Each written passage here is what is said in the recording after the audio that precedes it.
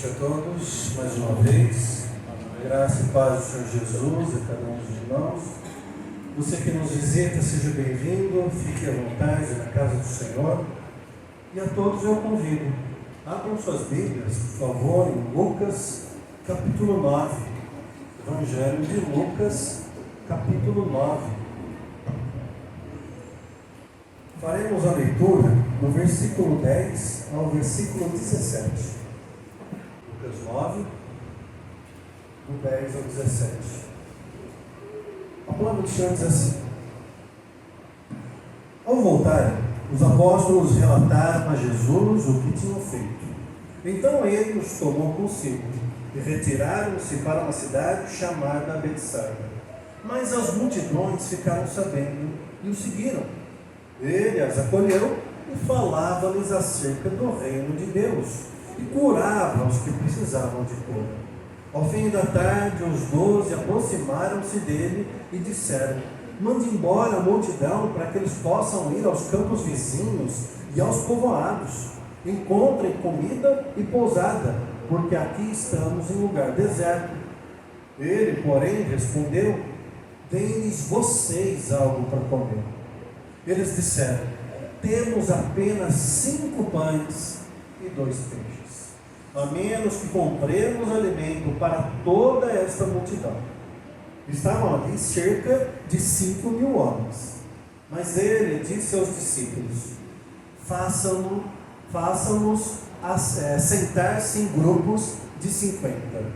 Os discípulos assim fizeram, e todos se assentaram. Tomando 5 pães e os 2 peixes, e olhando para o céu, deu graças e o partiu. Em seguida, entregou-os aos discípulos para que os servissem ao povo. Todos comeram e ficaram satisfeitos. E os discípulos recolheram 12 cestos cheios de pedaços que sobraram. Vamos orar. Pai, nessa noite somos gratos a Ti pelo privilégio de estarmos na Tua casa. Isso não é pouca coisa. Ainda mais se levarmos em consideração que aqui não estamos por conta própria, mas Teu Santo Espírito nos auxilia no entendimento da Tua palavra.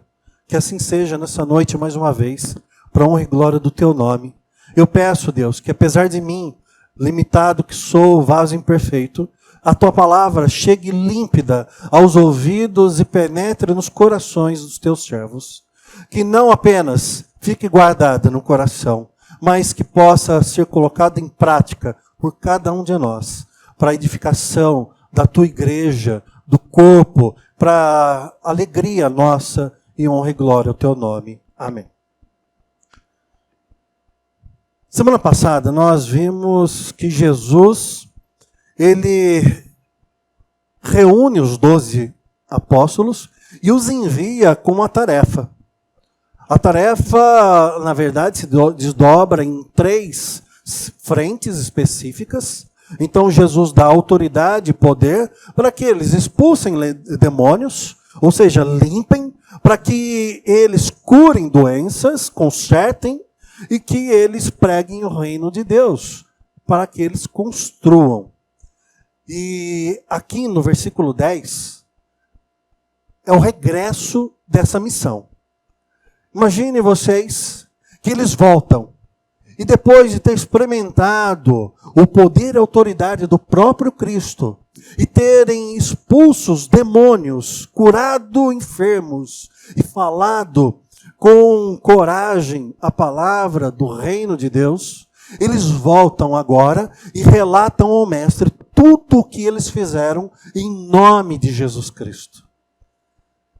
É fato que mesmo o trabalho mais digno, mais satisfatório, mesmo o trabalho em que nós nos sentimos mais realizados, depois de um período grande de empenho, nós ficamos cansados.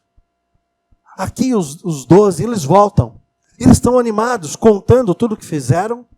Mas Jesus, o Criador de todas as coisas, inclusive de nós, aquele que disse: olha, 6 dias trabalharão, mas no 7 vocês devem descansar.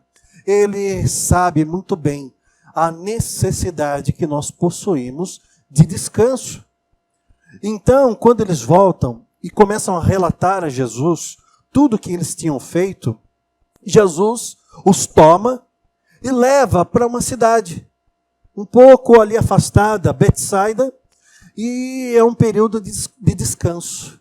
Um período em que o mestre e os seus discípulos estariam ali para recuperar as suas forças. O ministério ainda não tinha acabado, muita coisa ainda estava para acontecer, e era necessário o refrigério e o descanso para cada um deles. Mas, nesse mundo caído, imerso no pecado, parece que essa palavra não faz muito parte do nosso vocabulário, ou às vezes não faz nem sentido. Por quê? Nós sempre estamos trabalhando, sempre tem alguma coisa a ser feita, sempre tem uma necessidade, uma urgência. No caso dos apóstolos e do Senhor Jesus, não foi tão diferente, porque mesmo naquele período de descanso, a necessidade que é tão grande no mundo bateu a porta, chegou até o mestre e os seus discípulos. Então o texto diz que multidões ficaram sabendo onde eles estavam. É interessante essa palavra. Estamos já há algum tempo aqui no Evangelho de Lucas e nós vemos a participação de multidões acompanhando o ministério de Jesus. Então, quando Jairo pede para Jesus ir até a casa dele curar a filha que estava quase à morte, Jesus estava sendo comprimido por uma multidão. Vem uma mulher, toca na orla das vestes de Jesus, é curada. Quando ele chega ali na casa de Jairo, a multidão o acompanha, mas ele entra ali no quarto da menina, apenas com o pai, a mãe, 2 discípulos, e ali cura a menina que já havia morrido, ele ressuscita a menina. E hoje nós veremos mais um milagre de Jesus. Mais um milagre. Se a mulher que tocou no meio da multidão, tocou nas vestes de Jesus e foi curada, aquele círculo de pessoas testemunharam a cura daquela mulher. Se Jairo, as pessoas que pranteavam a menina que já havia morrido, elas têm a oportunidade de ver o mestre ressuscitando a criança, aqui o texto é um milagre para todo o olho ver. 5.000 homens. 5.000 homens é o que a palavra registra. Porém, nós sabemos que naquela época, as mulheres e crianças não eram contadas. Se aqui é apontado o número de 5.000 homens, aproximadamente havia 20.000 pessoas. Cerca de 20.000 almas estavam ali atrás de Jesus Cristo, ouvindo os seus ensinamentos, sendo curadas pela mão do Senhor Jesus. E o título do sermão dessa noite não é nem a multiplicação dos pães, que é o óbvio do texto, mas eu destacaria o versículo 13, a parte B. Quando Jesus diz, olha, deem vocês comida para eles, os apóstolos simplesmente dizem assim, temos apenas 5 pães e 2 peixes. Temos apenas 5 pães e 2 peixes. O que eles tinham? Para alimentar uma multidão de 20.000 pessoas. É até estranho eles citarem, né? Tem 5 pães e 2 peixes. E nós vamos ver em Marcos e em outros evangelhos que nem era deles os pães e os peixes. Mas o título, eu diria, Jesus transforma o nada em tudo. Porque 5 pães e 2 peixes para alimentar uma multidão de 20.000 pessoas é nada. É nada. Mas quando nós vemos Jesus pegando aqueles 5 pães e aqueles 2 peixinhos, e não apenas alimentando uma multidão de 20.000 pessoas, mas sobrando 12 cestos, então nós devemos parar e nos perguntar. Muitas vezes nós não temos nada, mas se somos filhos de Deus, nós sabemos que Jesus pode pegar o nosso nada, fazer tudo o que precisamos. Por isso, meus queridos, no versículo 12, o texto diz assim: ao fim da tarde, um dia todo assentado aos pés do mestre, um dia todo, imagino que tinha sido um dia maravilhoso. Ouvir a voz de Jesus, ouvir ele falando do Pai, ver ele curando as pessoas. Um dia inteiro na presença de Cristo. Mas no final da tarde, surge um problema grande, enorme na verdade. Eles estavam num lugar retirado, longe, afastado, uma região desértica. Não tinha padaria, não tinha hipermercado para fazer compra. Não tinha iFood na época. Estavam ali, isolados. No final da tarde, lembrando que não havia energia elétrica na época, não havia metrô, ônibus, carro, moto, nem asfalto, rua asfaltada, a coisa ficava ainda mais complicada, mais isolada ainda. No final do dia, as pessoas estavam com fome. Crianças estavam com fome. Provavelmente havia idosos ali. Vários idosos no grupo. Estavam cansados, com fome. E nós, que buscamos o Senhor Jesus, e nós que nos dedicamos a ouvir a sua voz, nós que frequentamos a igreja, nós que lemos a Bíblia, nós que dobramos os nossos joelhos antes de dormir e nós agradecemos a Deus, nós pedimos a Deus, nós confiamos em Deus, nós nos alegramos de estar caminhando junto a Deus. Mas o fato é que a tarde vem. E a tarde vem para todos. Veio literalmente para aquelas pessoas. E vem para nós. De maneira figurada ou literal também. Mesmo nós firmes com Deus, chegam dias em que fica escuro. E dependendo da intensidade da nossa luta, da nossa dor, da nossa tribulação, nós chamamos de noite escura da alma, pois as luzes se apagam, nós ficamos solitários, nós ficamos impotentes, nós ficamos acuados, nós ficamos com medo. A escuridão gera esse impacto na vida das pessoas. E quando esse dia chega, o que nós fazemos?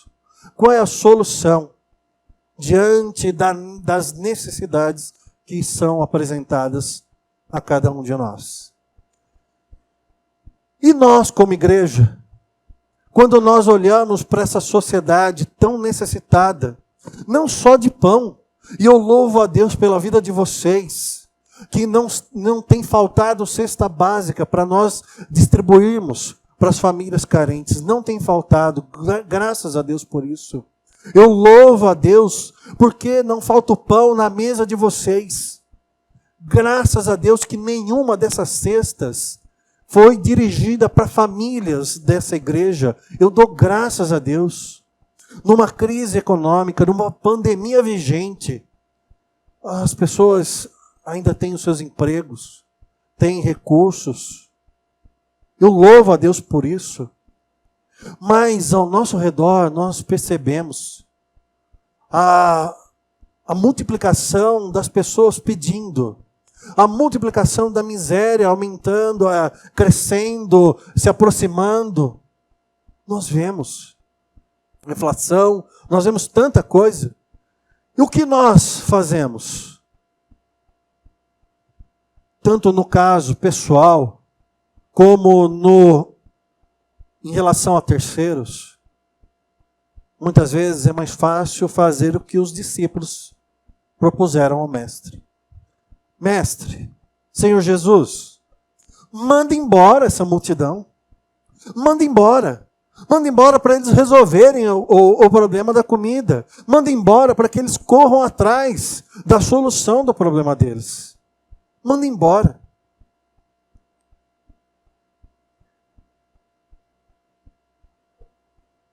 Quando nós nos deparamos com a escuridão, quando nós nos deparamos com dificuldades grandes em nossas vidas, você simplesmente não deve abandonar nada. Você não deve abrir mão da sua fé, não deve deixar de caminhar junto a Cristo. Você não deve simplesmente se entregar de maneira resignada à sua miséria e dizer, é assim mesmo, e é desse jeito mesmo, e não importa o que eu faça, isso não vai mudar. Você não deve desistir. Nunca. Como também não deve falar para as pessoas que precisam do Senhor, que precisam de ajuda. Olha, Deus te abençoe e vá em paz. E não fizer nada por ela. E não dar o pão, não compartilhar o pão com ela. Não ajudar, não orar, não caminhar com ela. É muito mais fácil dizer o seguinte: manda embora. Se livra do problema, transfere o problema. É muito mais fácil fazer isso. E é racional, essa é a verdade. Porque sejamos sinceros, quem aqui não tem problema?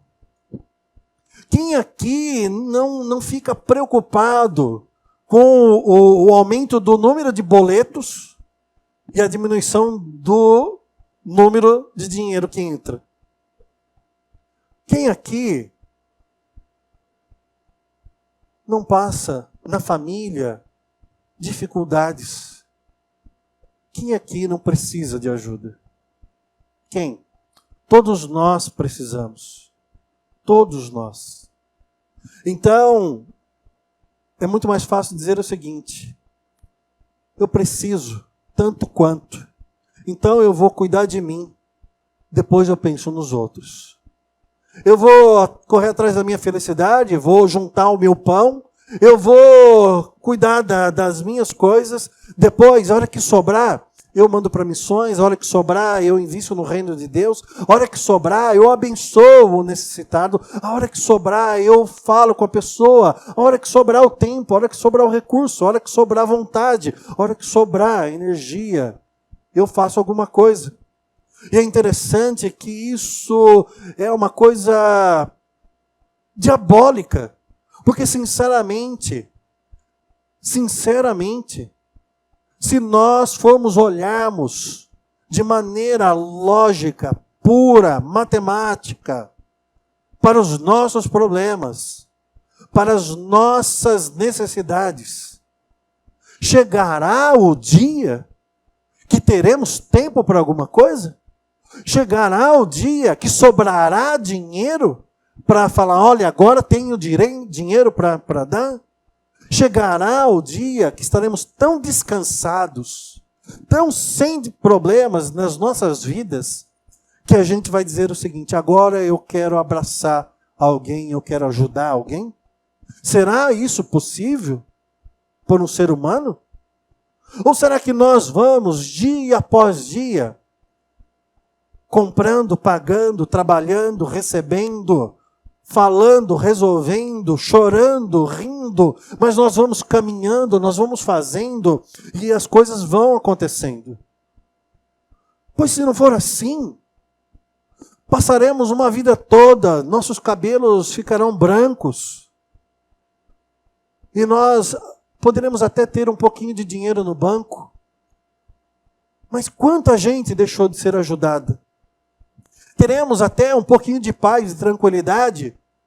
Mas quantas pessoas não farão parte das nossas vidas? E nós da delas? Isso se tivermos essas coisas. Se. Os apóstolos agem racionalmente. Mas uma coisa a gente já aprendeu. E eles aprenderam depois também. E o texto nos lembra nessa noite. O reino de Deus, as coisas não funcionam matematicamente. A igreja do Senhor não pode ser administrada como uma empresa. A vida cristã não pode ser vivida com lógica desse mundo. Não pode. Não tem como, não é possível isso acontecer. Porque quanto mais nós tomamos, mais nós vemos que temos apenas o quê? 5 pães e 2 peixes. Não temos nada, não temos condições de fazer as coisas. Mas, de maneira milagrosa, Deus faz as coisas. Quando nós simplesmente confessamos, Senhor, nada temos. Então ele pega o nosso nada, ele multiplica, e aí do nada ele faz alguma coisa, e essa alguma coisa acontece e a gente fala, não sei como aconteceu. Eu não sei como eu paguei as contas esse mês. Eu não sei como. Como eu fui útil na vida daquela pessoa. Eu não sei. Eu não sei. Eu não sei como eu saí desse problema, não sei. Mas a gente sabe, na verdade, sim. Deus, ele tem um cuidado, ele tem uma matemática que é dele, que é divina, que é capaz de nos surpreender e nos sustentar. Sustentar não é só materialmente, não.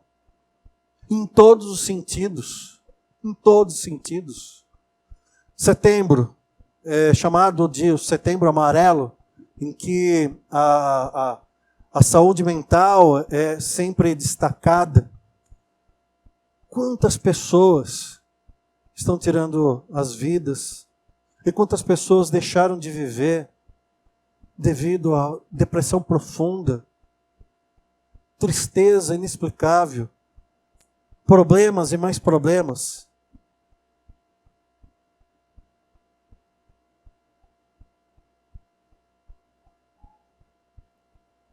Quando nós reconhecemos essa situação, então nós somos surpreendidos.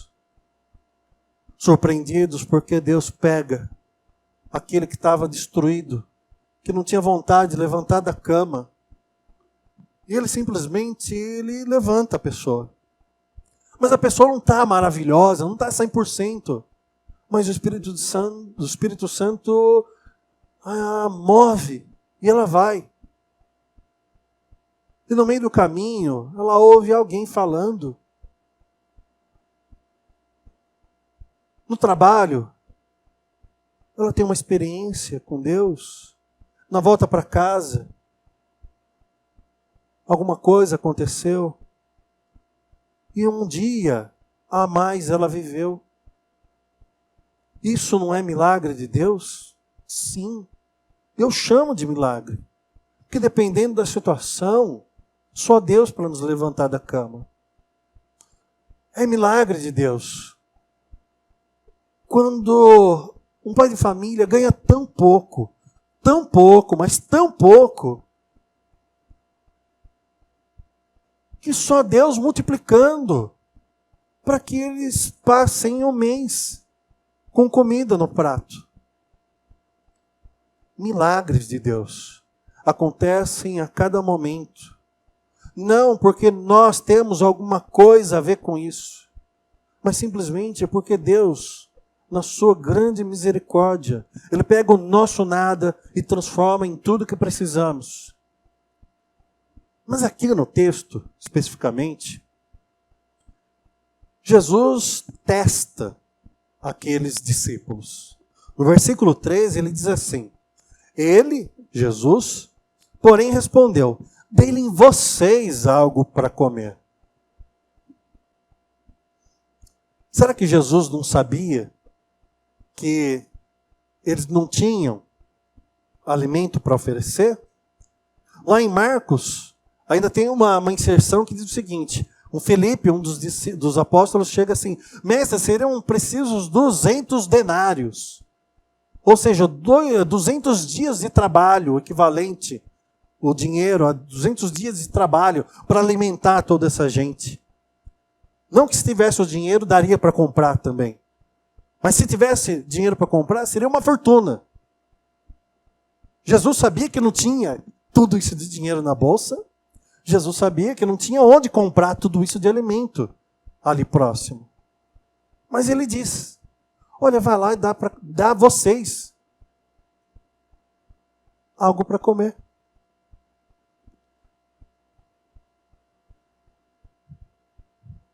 É um desafio.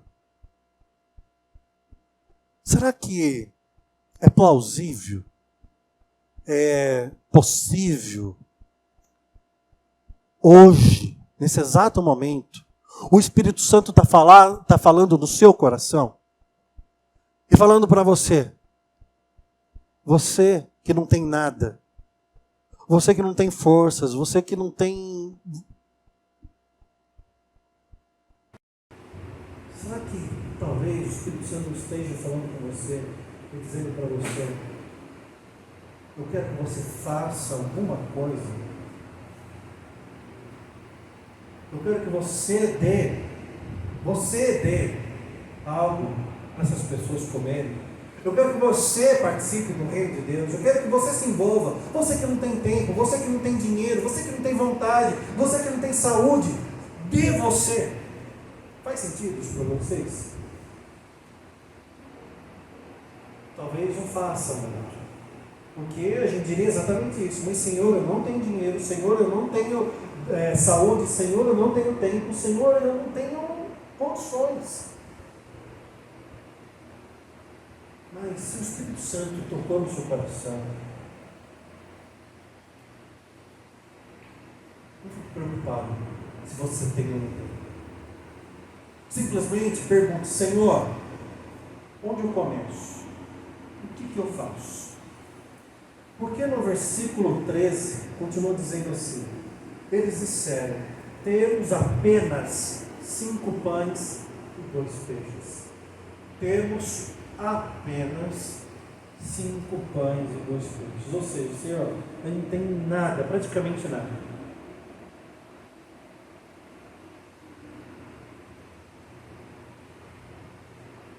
Lembrem-se de Noé. Numa época em que a sociedade estava tão podre, tão podre, tão podre, Deus decidiu mandar um dilúvio.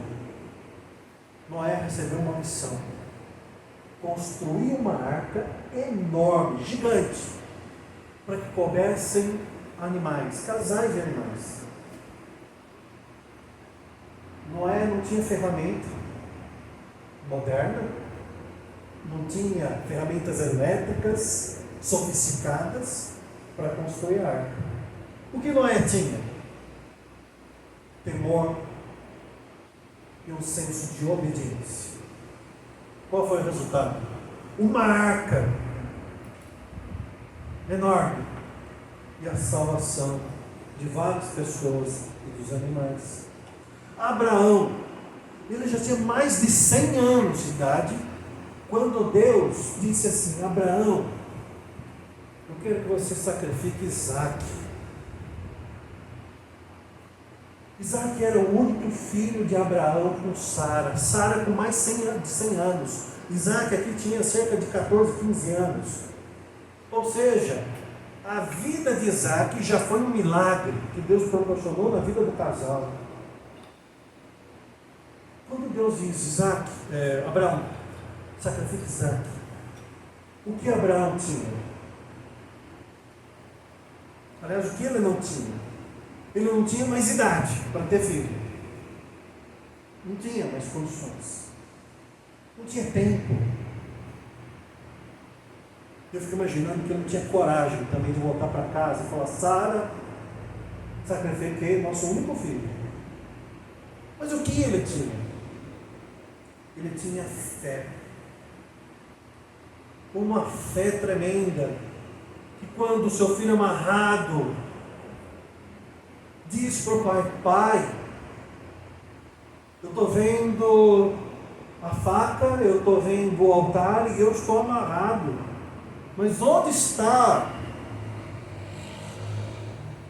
a ovelha? Onde está o animal do sacrifício? E Abraão diz assim: filho, Deus proverá isso. Abraão tinha fé e tinha um senso de obediência. Davi foi mandado pelo pai e pela mãe para um campo de batalha levar alimento para os irmãos que estavam no exército de Israel. Mas chegando lá, havia um vale e num barranco estava o exército de Israel e no outro os filisteus, e no lado dos filisteus tinha um homem gigante chamado Golias. Esse homem era um desaforado e ele dizia: eu quero ver o cão que vem me enfrentar desse exército de vocês. E todo mundo acorda com medo. E Davi disse: vocês não vão? Eu vou. Mas Davi era um menino. Ele era tão menino, que quando ele se propôs a enfrentar Golias, Saul pegou a armadura dele, o equipamento de guerra dele, e colocou no menino Davi. E o negócio era tão desproporcional, Davi era tão miudinho naquela época, que ficou desconjuntado, ficou esquisito, não coube. Então Davi deixou aquilo de lado, ele pegou umas pedrinhas no fundo ali do vale, e com uma funda, ou seja, uma tira de pano, ele vai contra Golias.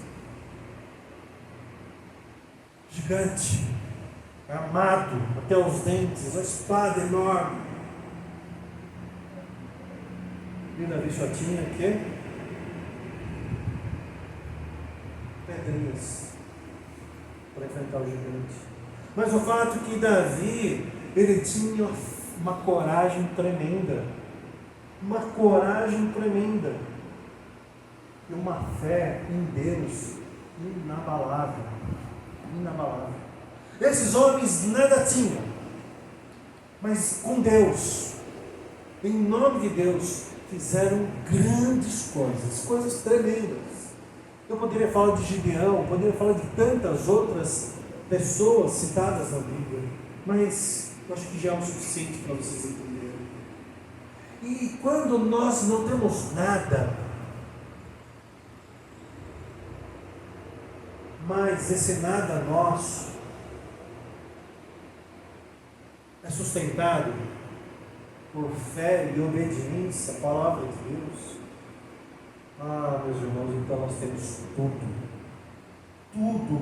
tudo, pois aquele que se joga aos pés do Cristo recebe a bênção. Aquele que se prostra diante de Cristo e reconhece a sua fraqueza, reconhece a sua debilidade, reconhece a sua necessidade, ele tem uma mão estendida, ele tem um amparo, ele tem um conforto, ele tem ajuda. Jesus não é indiferente, nunca foi, e não será hoje também conosco. E o texto aqui, no 14, diz assim: estavam ali cerca de 5.000 homens, já falando sobre isso. E continua: mas ele disse aos seus discípulos: façam sentar em grupos de 50. Primeiro ele diz: olha, vão e alimente eles. Os discípulos falam: a gente não tem como fazer isso. Jesus sabia disso. Então ele diz assim: olha, então vão e mandem sentar em grupos de 50 pessoas. E os discípulos fazem. E os grupos vão sendo formados. Eles não tinham pão, eles não tinham dinheiro, eles não tinham comida. Eles não podiam alimentar aquelas pessoas. Mas o que eles podiam fazer? Falar, gente, senta aqui, grupo de 50. Lembra que eu falei? Talvez Deus esteja tocando no teu coração. E você diga, Senhor, mas hoje eu não tenho dinheiro, hoje eu não tenho saúde, hoje eu não tenho forças. Deus sabe disso. Jesus sabe o que você tem e o que você não tem, o que você pode e o que você não pode. E aquilo que você não tem, Ele não vai exigir que você tenha. Aquilo que você não pode, Ele não vai te obrigar a fazer. Mas Ele vai falar para você. Tem coisas que você pode. Tem coisas que você pode. O que nós podemos? Igual a Noé, obedecer. Igual a Abraão, obedecer. Igual a Davi, ter fé e coragem. Isso nós podemos. Não pelas nossas forças, mas pela crença que Jesus é conosco. Quando eles fizeram isso, todos se assentaram. Então Jesus, versículo 16, Ele toma os 5 pães e 2 peixes. 5 pães de cevada, pão mais comum, mais simples, não era nem de trigo, era de cevada o pão. 2 peixinhos, provavelmente um peixe salgado. Jesus pega aquela comida simples, toma em suas mãos e olha para o céu. E olha para o céu. Olhando para o céu, Ele dá graças, Ele agradece. Depois de agradecer, Ele começa a partir. Estamos falando de Jesus Cristo. Ele pega aquela comida simples. Ele olha para o céu. Nós devemos fazer igual. Talvez você não tenha o carro que você deseja. Talvez seu carro está com um problema no motor, está quebrando e às vezes tem mais arame do que outra coisa. Talvez a sua TV não é a que você queria. Talvez a casa não é do tamanho que você acha que precisa. Talvez a janta, na hora que você chegar em casa, não vai ser aquela que você gostaria de comer. Talvez seja uma comida simples. Um arroz, feijão, um ovo. Mas pega tudo aquilo que Deus tem dado para você hoje. Por mais simples que for, olha para o alto. Não olha para baixo. Não olha para o chão, não olha para os pés. Olha para o alto.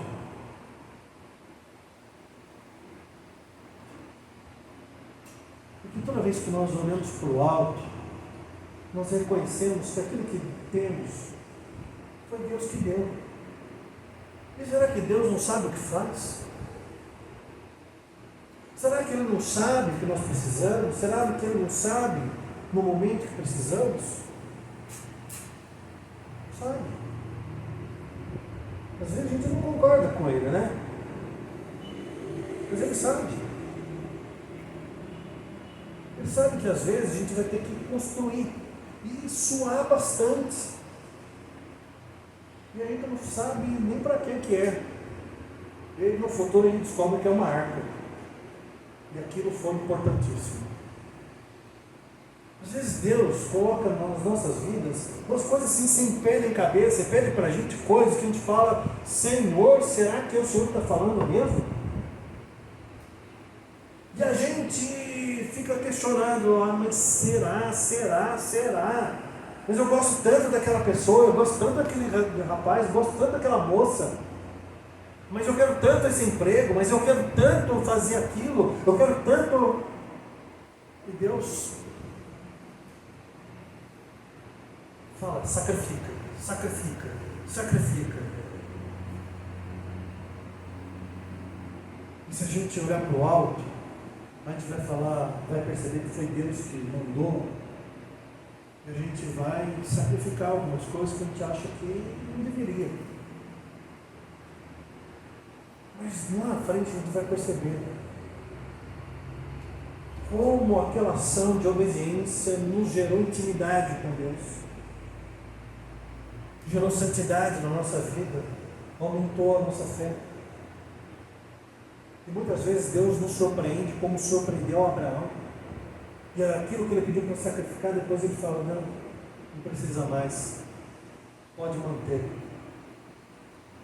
eu vou abençoar. Quantas vezes nós precisamos olhar para o céu, porque senão a gente olha para a nossa situação, a gente olha e fala, mas Senhor, eu não tenho nem espada para lutar contra os gigantes, então não vou nem lutar, já entrego logo de vez, e aceito minha derrota.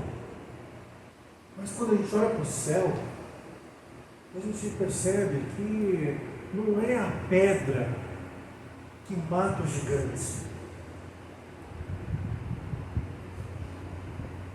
é o poder de Deus que direciona a pedra na testa do gigante e vence.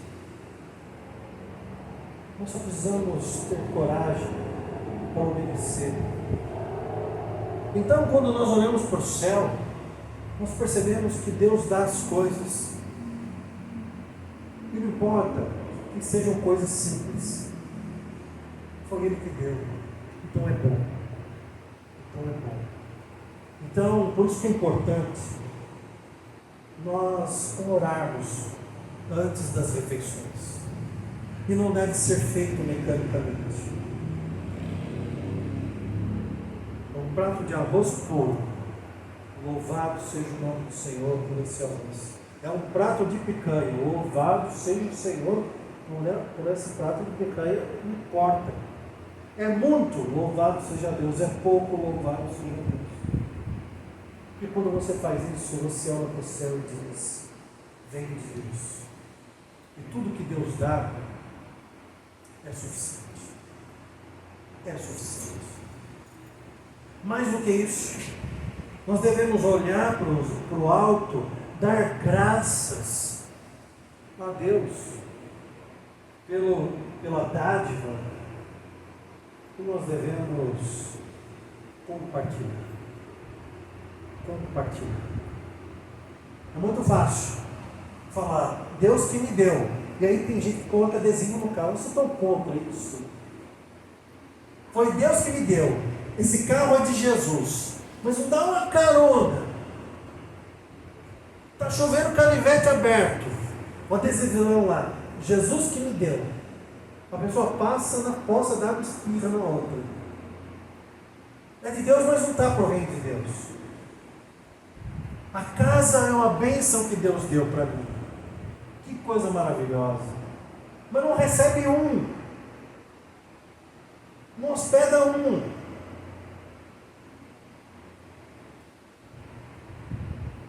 Deus deu. Mas não compartilha. Deus deu, mas para que a pessoa ache que deu só para ela. Tudo que Deus dá, por mais simples que for, deve ser reconhecido, deve ser agradecido e deve ser compartilhado.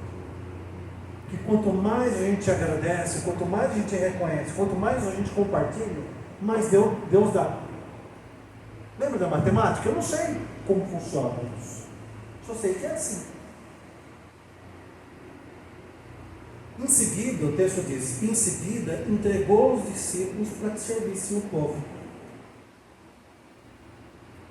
E os discípulos começaram a servir. Eu fico imaginando, né? Jesus, como que aconteceu isso. O texto não fala exatamente, né? Mas eu imagino que Jesus deve ter pegado um cesto cada um. Jesus olhou para o céu, deu graças, partiu o pão, deve ter colocado o pão dentro de um cesto. Os apóstolos foram passando, o pessoal ia pegando e nunca acabava.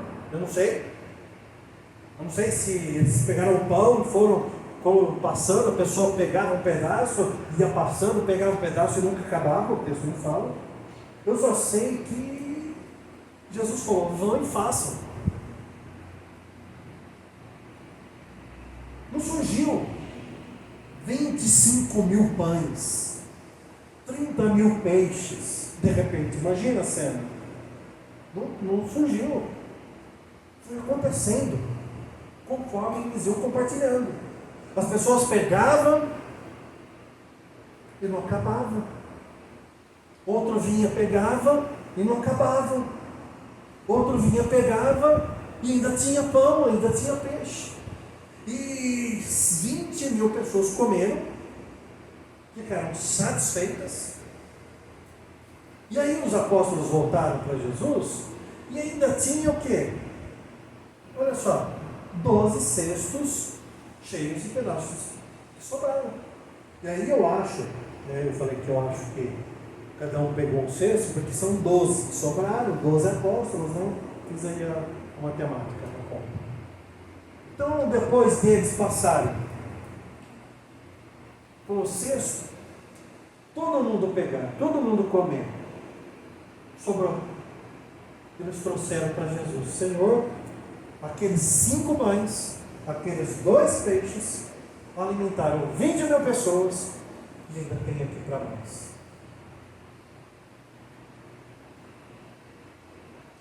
Esse é o milagre do reino de Deus. O mundo está acabando, o mundo está desabando, a sociedade está ruindo, a moralidade está destruída, as coisas não fazem sentido.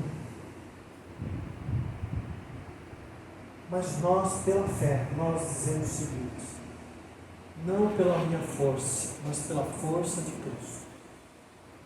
Não pela minha vontade, mas pela vontade de Deus. Não pelos meus recursos, mas pela misericórdia, generosidade de Deus. Eu vou abençoar outras pessoas. Eu vou contribuir. Eu vou participar da cesta básica para distribuir para a família carente. Eu vou sustentar a igreja. Eu vou dar meu ombro para as pessoas chorarem, mesmo que eu tenha os problemas também. Eu vou ouvir, eu vou orar. Mesmo que eu esteja precisando que as pessoas orem por mim, eu vou orar também pelas pessoas. Eu vou fazer isso. Porque o resultado eu não vou esperar que venha de mim. Eu vou orar, eu vou esperar que Deus faça um milagre. Eu vou contribuir na cesta básica com um óleo ou com 1 quilo de açúcar. E vou crer no meu coração que Deus vai levantar outro que vai dar 1 quilo de feijão. Crer no meu coração que Deus vai levantar outro e vai dar 1 quilo de arroz. E eu vou crer que aquele uma lata de óleo que eu dei, apenas isso, só isso, é importante para que outras pessoas não tenham necessidade.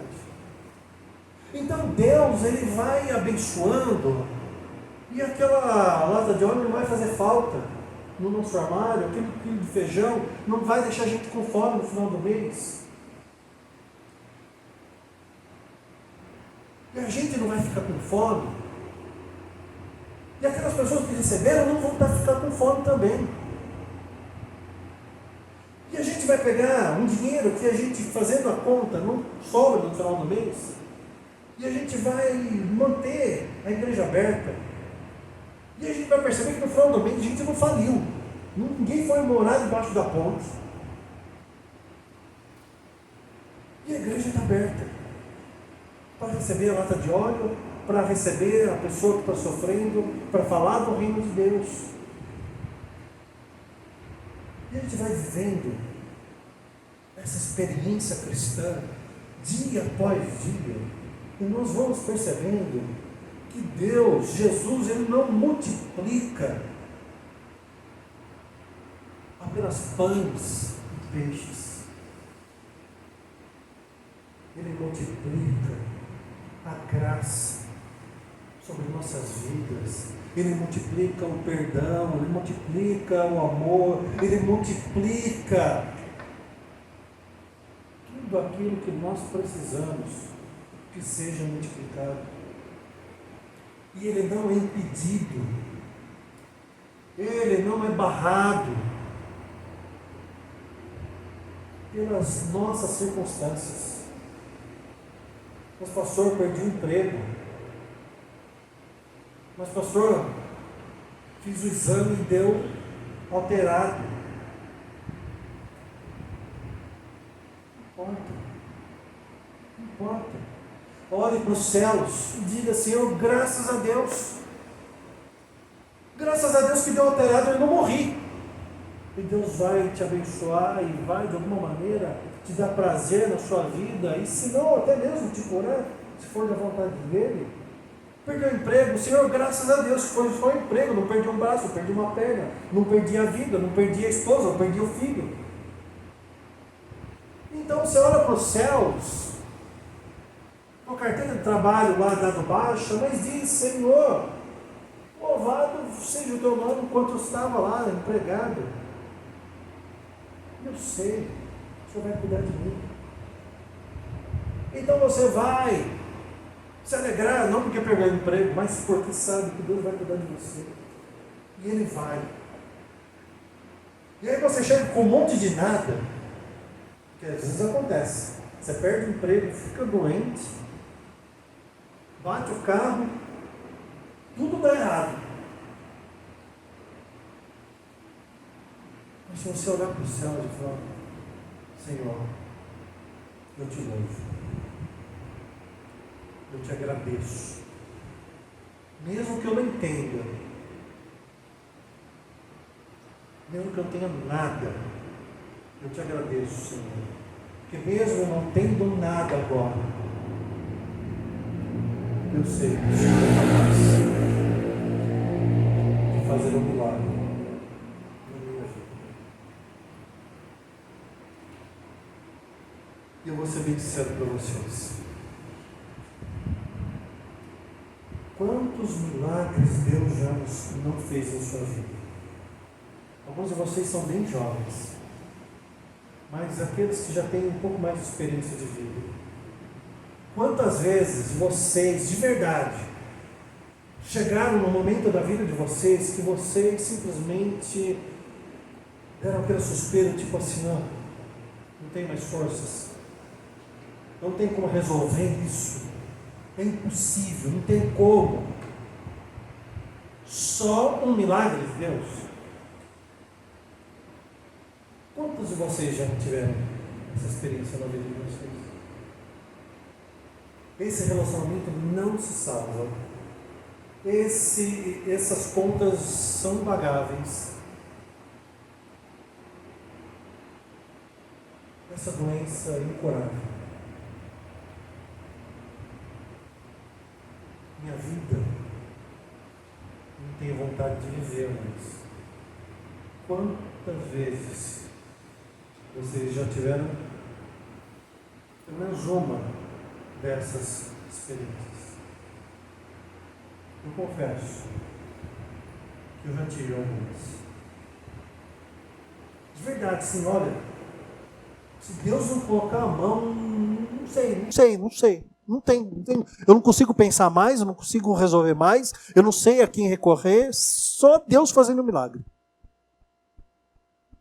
E quantos de nós, hoje, agora, poderíamos levantar e compartilhar o nosso testemunho e falar assim: sim, aconteceu comigo.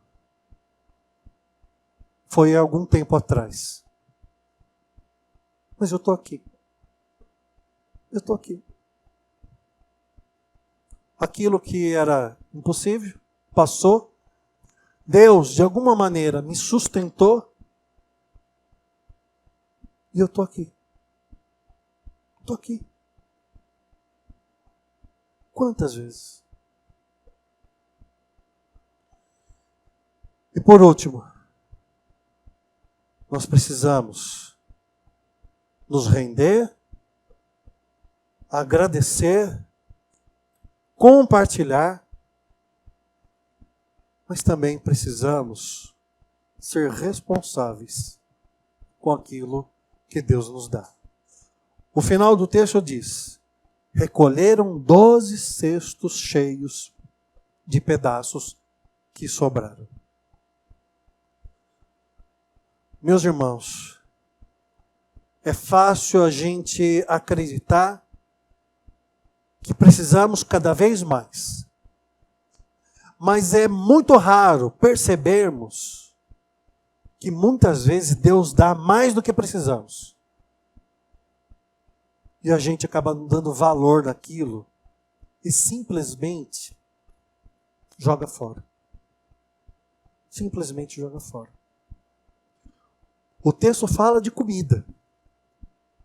Pão, peixe. Na sua casa, você joga comida fora no seu prato? Depois que você coloca lá o almoço, você joga comida fora? Na sua geladeira, é muito comum apodrecer alimento lá dentro? A fruteira apodrece as coisas, você joga no lixo? Se for esse o caso, reveja. Porque está jogando fora é desperdício. É desperdício. E aqui Jesus nos ensina a não desperdiçarmos. Seja comida, seja os nossos relacionamentos. Dia dos Pais agora. Uma data marcante, né? Dia dos Pais, Dia das Mães. Essa pandemia veio e acabou somando-se a outras tantas doenças e situações terríveis dessa vida. Quantas pessoas não puderam abraçar seu pai ou sua mãe nessas datas comemorativas em 2021?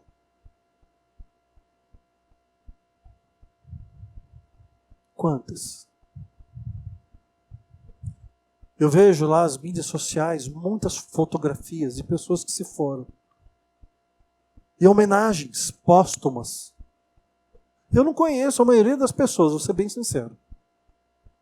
Mas eu mesmo não conhecendo, parece que eu sinto um pouco a dor da pessoa. E fala: meu pai, que saudade, minha mãe. Eu lembro a última vez que a gente jantou, a senhora fez tal comida. E estava lá, na mídia social, para todo mundo ver. Aí tem a foto do almoço, tem a foto da reunião de família. Mas quantos filhos não estão nem aí para os seus pais? O pai está falando, ele está andando. A mãe está falando, ele está no mundo da lua. Ela não está nem aí. O pai fica velho. A criança é pequena, o pai é um herói. A mãe é uma heroína. A criança vira adulto, o pai e a mãe ficam velhos. É um burro, é uma burra. Filho, me ensina a mexer aqui nesse negócio, esse aplicativo aqui, que eu já comprei 3 geladeiras e 2 leitões. Aí o filho e a filha falam: ah, mas pelo amor, de novo? Ah, não aguento mais.